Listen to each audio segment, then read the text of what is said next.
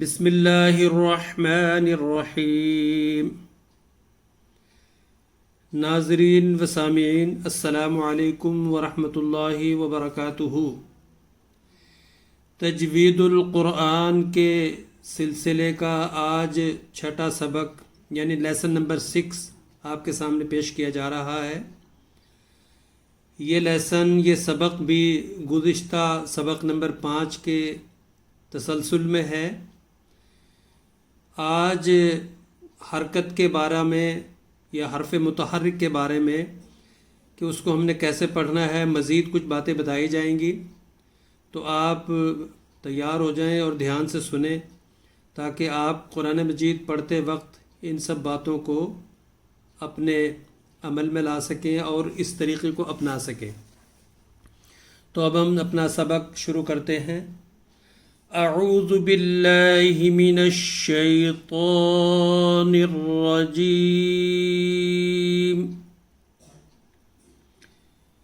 بسم اللہ الرحمن الرحیم۔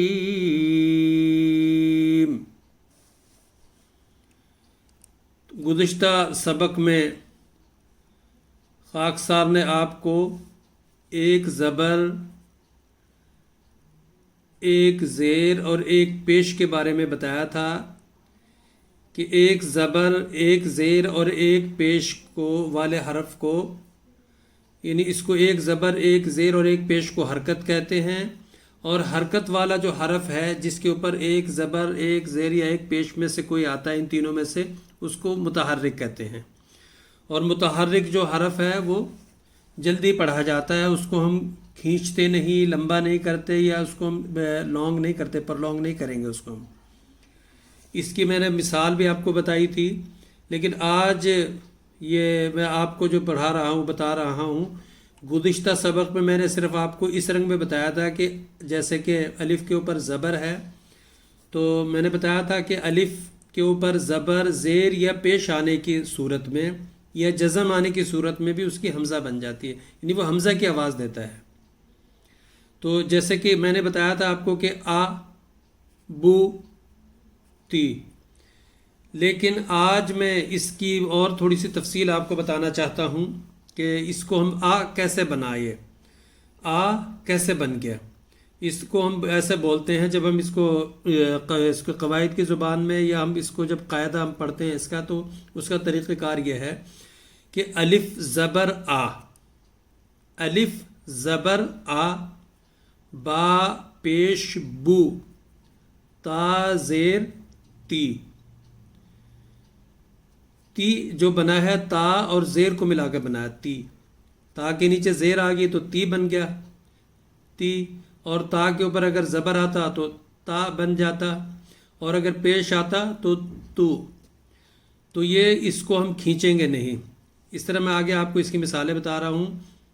سا زبر سا، سا زبر سا، جیم پیش جو، حا زیر حی، خا پیش خو، دال زبر دا، زال زیر ری، را زبر را، زا پیش زو، سین زبر سا، شین زیر شی، صاد پیش سو،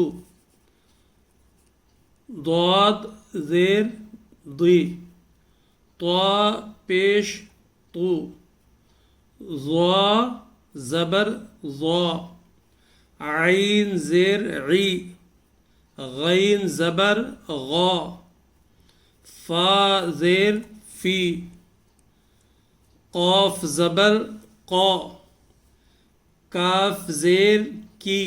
آپ کو پتہ لگ رہا نا دونوں قاف میں، قاف زبر قا، کاف زیر کی، لام پیش لو، میم زیر می، نون زبر نا، واو زیر وی، ہا پیش ہو، یہ چھوٹی ہا کی آواز ہے. حمزہ زبر آ، یا پیش یو. اسی طریقے سے آگے جو یہ چل رہا ہے سبق، اس کا جو یہ اس کی جو پریکٹس ہے، یہ ایکسرسائز ہے، یہ دیکھیں. الف زیر ای، ہم اس کو حمزہ زیر ای بھی کہہ سکتے ہیں، بلکہ کہنا چاہیے اس لیے کہ زیر زبر زیر پیش آنے سے الف کی آواز حمزہ میں بدل جاتی ہے، میں نے اس لیے آپ کو بتایا.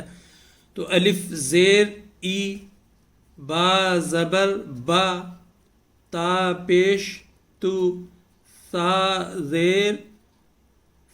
زیر ثی، جیم زبر جا، حا پیش حو، خا زبر خا. ابھی دیکھیں نا یہ حا پیش حو. اب یہاں بھی یہ بتایا تھا، میں پڑھا تھا ابھی، ہا پیش ہو. تو یہ جو یہ ہے، یہ بڑا ہا ہے، تو اس کی آواز جو ہے وہ دھیان سے آپ نے نکالنی ہے. ہا پیش ہو، خا زبر خا، دال زیر دی، ذال پیش ذو، را زیر ری، را زیر ری، زا زبر زا، سین زیر سی، شین پیش شو، صاد زبر صا. آگے ہے ضاد پیش دو، طا زبر طا،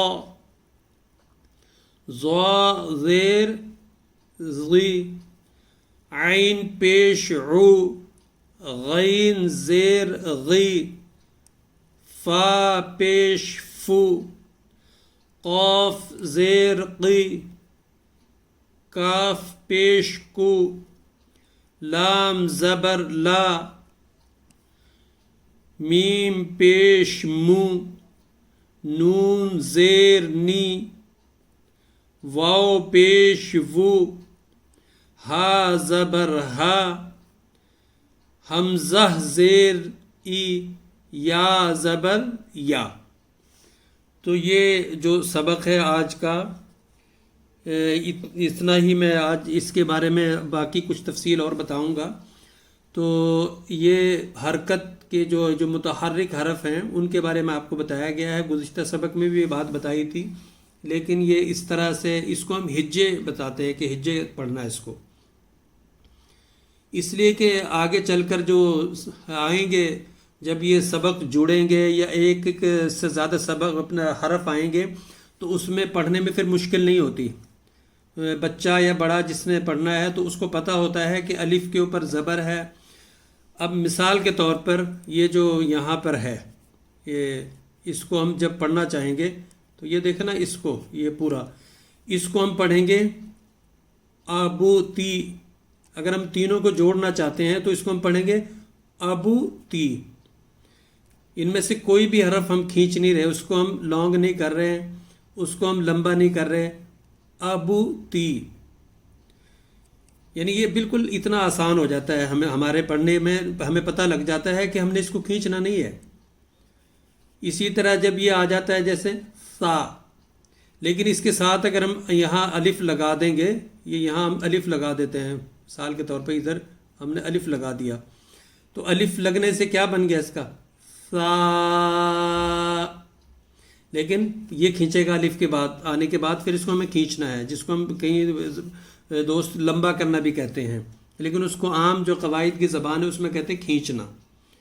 تو سا جو ہے اس کو پھر ہم کھینچیں گے جب الف اس کے ساتھ آ جائے گا، زبر کے ساتھ جب ہوگا تو کھینچے گا. تو اس لیے اس کے ساتھ کچھ نہیں ہے، کسی بھی حرف کے اوپر صرف زبر زیر اور پیش ہے، تو ان کو کسی بھی حرف کو ہم نے کھینچنا نہیں ہے. میں نے اس دن بھی مثالیں آپ کو بتائی تھی اس کی، کہ جیسے کہ نعبدو، تو بدو جو ہے یہ ان میں حرکت ہے، با کے اوپر جو ہے وہ پیش ہے، وہ بھی حرکت ہے، اور دال کے اوپر بھی پیش ہے، تو بدو وہ نہیں کھینچے گا. ایاکا، کاف نہیں کھینچے گا. سورہ فاتحہ کی میں آپ کو مثالیں بتا رہا ہوں. مستقیمہ، میم کے اوپر زبر ہے لیکن چونکہ ہم وقف کرتے ہیں وہاں سٹاپ کرتے ہیں، آیت ہے تو اس لیے مستقیم کہتے ہیں، لیکن اگر ہم وقف نہیں کرتے تو مستقیمہ، تو یہ عالمین کی اس دن میں نے مثال بتائی تھی آپ کو، الحمد، الحمد دال کے اوپر پیش ہے، یہ بھی حرکت ہے، تو دال کو ہم کھینچیں گے نہیں.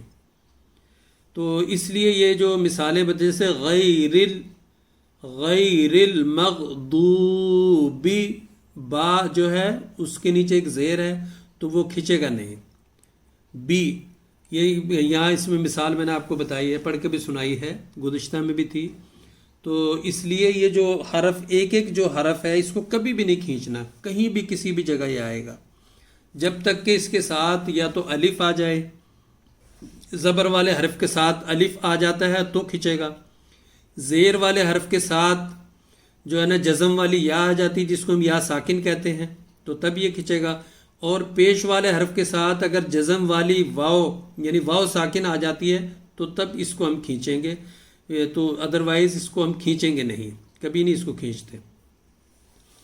تو اسی لیے اس کو حرف متحرک کہتے ہیں، اور اس کو حرکت کا قاعدہ یہ ہے کہ ایک زبر، ایک زیر اور ایک پیش کو حرکت کہتے ہیں، اور حرکت والے حرف کو متحرک کہتے ہیں. اور اس کا قاعدہ یہ ہے کہ یہ ہمیشہ جلدی پڑھا جاتا ہے، اس کو لمبا نہیں کیا جاتا ہے، اس کو ہم لانگ نہیں کرتے، کیونکہ ایک زبر والا حرف یا ایک زیر یا ایک پیش والا حرف کبھی کھینچا نہیں جاتا. اب ایک جو ہے نا آج کا سبق یہاں ختم کرتے ہوئے میں آپ سے گزارش کرتا ہوں کہ اگر آپ چاہتے ہیں کہ آپ کو یہ تجوید القرآن کے جو اسباق ہیں، جو سبق ہیں، یہ جو لیسن ہیں جو آپ کو یہ سینڈ کیے جا رہے ہیں، بھجوائے جا رہے ہیں، آپ چاہتے ہیں کہ براہ راست آپ کو یہ ملیں، اور جب بھی یہ ویڈیو ڈالی جائیں تجوید القرآن کے سبق کی وہ آپ کو اس کا نوٹیفیکیشن ملے، تو آپ کے لیے ضروری ہے کہ آپ خود بھی اس کو سبسکرائب کریں، اور جو بیل آئیکن جو بنا ہوا ہے اس کو بھی کلک کریں، تاکہ آپ کو سب سے پہلے آپ کو اس کی ویڈیو آئے. اور جب ویڈیو جائے گی، اگر آپ نے بیل آئیکن پریس کیا ہوگا اور سبسکرائب کیا ہوگا، تو جب بھی ویڈیو ڈالی جائے گی تو آپ کو نوٹیفیکیشن ملے گا، آپ کو وہاں انڈیکیشن ملے گی، ایک اشارہ آپ کے پاس موبائل میں آ جائے گا کہ تجوید القرآن کا سبق نمبر اتنا یا لیسن نمبر اتنا آپ کے جو ہے نا وہ آ چکا ہے، آپ اس کو دیکھ سکتے ہیں. تو ابھی تو یہ ہے کہ ہم سینڈ کر رہے ہیں آپ کو، لیکن اس کے بعد پھر یہ ہوگا کہ آپ کو خود بخود یہ اسباق جب بھی ڈالیں گے ہم یہاں سے تو وہ آپ کو ملتے رہیں گے. اور دوسری گزارش یہ ہے کہ آپ خود بھی ان اسباق کو سنیں اور دیکھیں اور ان سے استفادہ کریں، اور اپنے دوسرے بھائیوں کو، دوستوں کو، اپنے گھر والوں کو بھی یہ ضرور دکھائیں، اور جتنے بھی دوست احباب ہیں ان کو بتائیں کہ ان سے فائدہ اٹھائیں، قرآن مجید کو صحیح پڑھیں، کیونکہ قرآن کریم میں اللہ تعالی نے یہ بات بیان فرمائی ہے، اعوذ باللہ من الشیطان الرجیم ورتل القرآن ترتیلا. فرمایا کہ قرآن کریم کو جب بھی پڑھو تو ترتیل کے ساتھ پڑھو. تو ترتیل کیا ہے؟ ترتیل یہی ہے کہ ہمیں جو الفاظ ہیں عربی کے ان کو صحیح رنگ میں ہمیں پڑھنا آتا ہو، ان کے جو تلفظ ہے، ان کے جو مخارج ہیں کہ کہاں کہاں سے یہ لفظ یہ حرف نکلنا ہے، اس کی ادائیگی کہاں سے ہونی ہے، اس کے بارے میں ہمیں معلومات ہوں اور اس کے مطابق ہم پڑھیں. جیسے کہ خاکسار نے آپ کو جو سملر حروف یا حروف ثانی کے بارے میں بتایا تھا، اگر ان کی ہمیں معلومات ہوں گی تبھی ہم ان میں فرق کر سکتے ہیں. جیسے کہ بتایا تھا کہ زال، زا، ضاد اور ضا، ان چاروں میں یعنی ملتے جلتے ان کی آواز ہے لیکن چاروں میں فرق ہے. تو اس طرح کے فرق جو ہے وہ ہمیں پتہ ہونا چاہیے. اور یہ کیسے پتہ چلے گا؟ چونکہ عام طور پر تو جو ہے نا مختلف جگہوں پہ اس قسم کی کلاسز کا انتظام نہیں ہوتا، یا لوگوں کے پاس ایسی صورت نہیں ہوتی کوئی کہ کوئی اس طرح کی ان کو سکھائے، اس طرح بیٹھ کے ان کو بتائے. تو اس لیے خاکسار کو جو ہے نا یہ بات وہ ہوئی، میری بیٹی نے بہت کوشش کی، بار بار وہ کہتی تھی کہ قرآن کریم کی جو ہے نا آپ نے یہ پڑھا ہے، قرآن کریم آپ قاری ہیں، حافظ ہیں، تو کم از کم آپ ایسا کریں کہ کچھ لیسن جو ہے نا وہ ڈالیں تاکہ جو ہے نا ہم بھی استفادہ کریں. تو اس سے پھر یہ ہوا کہ اس نے کہا کہ میرا ایک چینل ہے تو اس پہ آپ یہ شروع کر دیں.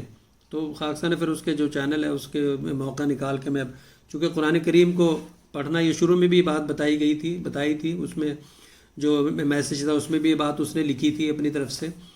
اس میں یہی لکھا تھا، حدیث کا حوالہ دیا تھا کہ خیرکم من تعلم القرآن وعلمہ، کہ حضرت صلی اللہ علیہ وسلم نے یہ بات بیان فرمائی ہے کہ تم میں سے بہتر شخص وہ ہے جو قرآن کریم کو خود بھی پڑھتا ہے اور دوسروں کو بھی پڑھاتا ہے. یعنی قرآن کریم کو خود بھی اچھے طریقے سے پڑھنا اور دوسروں کو بھی وہ طریقہ بتانا، یہ ہم سب کی ذمہ داری ہے. اس سے کوئی بھی مستثنی نہیں ہے، تمام کی ذمہ داری ہے. تو اس لیے ان باتوں کو مد نظر رکھتے ہوئے خاکسار کے پاس چونکہ اللہ تعالیٰ نے یہ علم دیا ہوا ہے، تو یہ علم دوسروں تک پہنچانا یہ بھی کار خیر ہے، اور اس سے بھی جو ہے نا اللہ تعالیٰ کی طرف سے اجر ملتا ہے. تو میں نے پھر وہ بچی کی جو ہے نا اس کے اصرار پر، کوشش پر، اس نے کافی خواہش کی، تو یہ خاکسار نے یہ شروع کر دی ہے ویڈیو وغیرہ بنانے کی. تو وہ اس کے چینل پہ جو ہے نا وہ ڈال رہی ہے تاکہ احباب بھی استفادہ کریں، دوست احباب، اور چھوٹے بچے بھی استفادہ کریں اس سے، خواتین بھی استفادہ کر سکتی ہیں، ان کو بھی قرآن کریم صحیح پڑھنا آ جائے گا. تو آئندہ انشاءاللہ اگلے سبق کے ساتھ پھر دوبارہ آپ کی خدمت میں حاضر ہوں گے. تو آج جو ہے نا اتنا ہی. تو ایک مرتبہ پھر میری گزارش ہے کہ آپ جو پہلی بار اس پر آ رہے ہیں وہ ضرور سبسکرائب کریں، اور جو پہلے سے ہیں وہ دوسروں کو ضرور اس کے بارے میں بتائیں کہ قرآن کریم کے حوالے سے کہ بھی یہ اسباق شروع کیے گئے ہیں تجوید القرآن کے سلسلے میں، تو آپ اس سے استفادہ کریں. دعا ہے کہ اللہ تعالی ہم سب کو قرآن کریم کو صحیح رنگ میں، تلفظ کے ساتھ، صحیح پروننسیشن کے ساتھ پڑھنے کی توفیق عطا فرمائے. وآخر دعوانا الحمدللہ رب العالمین. السلام علیکم ورحمۃ اللہ وبرکاتہ.